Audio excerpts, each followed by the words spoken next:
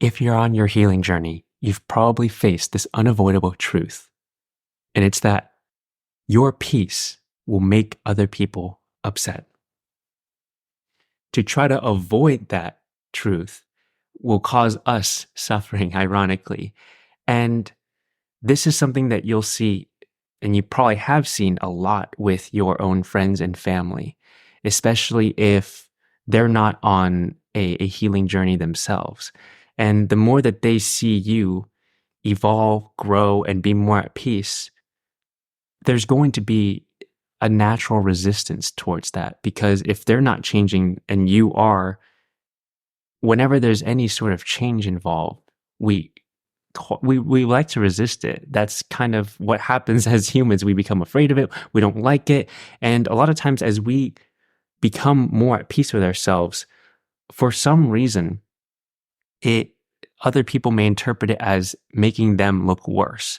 And there's a very common example of this is if we're going and let's say we take up exercising and working out, as we begin doing that, and if our family members and friends don't, every time we bring it up or they see our body and physiology changing, subconsciously or even consciously, and they may even say something about it, they will feel bad that we are getting better and they're not. And for some reason, they will see that as them not being good enough or them getting worse, even though what you're doing is completely independent of what they're doing. And the same thing happens on our own spiritual or healing journey. As we find more love, more joy in life, it will make other people resent us. And a lot of times it's the people that are closest to us. And this is just a very common reaction that happens. And if we're not aware of it and if we're not prepared for it, it can affect us in a pretty negative way, where if they lash out at us or if our family or friends kind of start to criticize us in some way, then if we take that on, then we can suffer, then we will suffer. And that will affect our peace.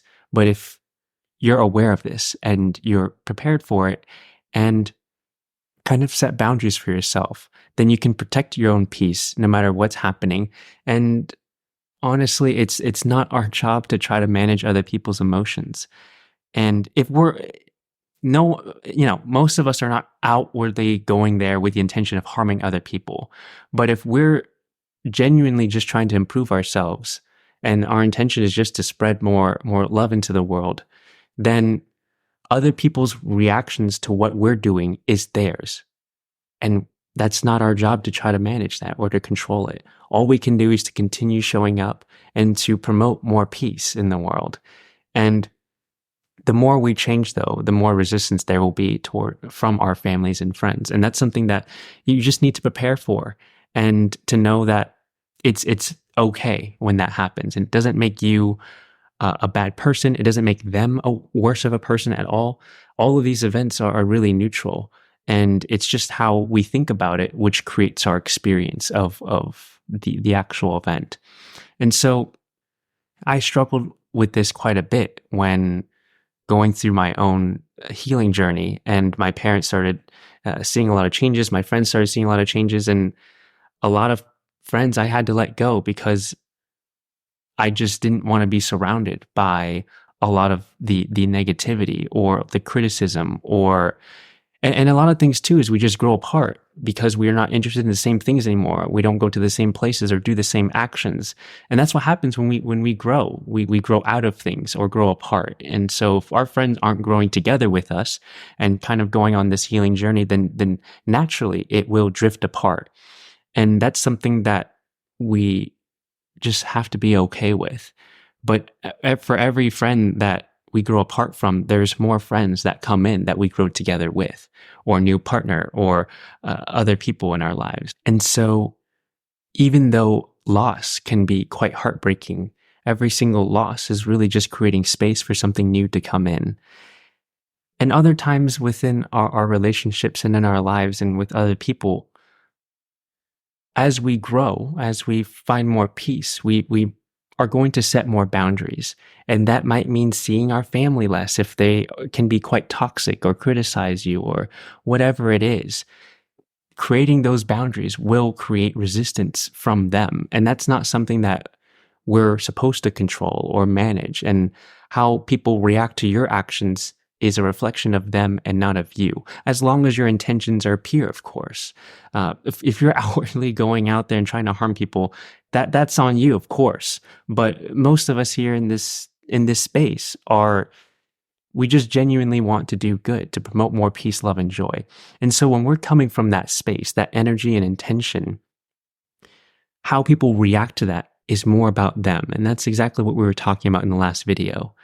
And it helps. And I wanted to bring up this topic because it helps prepare you and prepare us for it when we know what might happen. And it's not like we're negatively manifesting this, but it's to know what probably will happen and to be okay that if it does happen. And it's a very stoic philosophy to imagine what the worst case scenario may be and to be okay with it. But that's what this a form of this really is to understand, if our parents, our family, our friends react a certain way, will we be okay with it?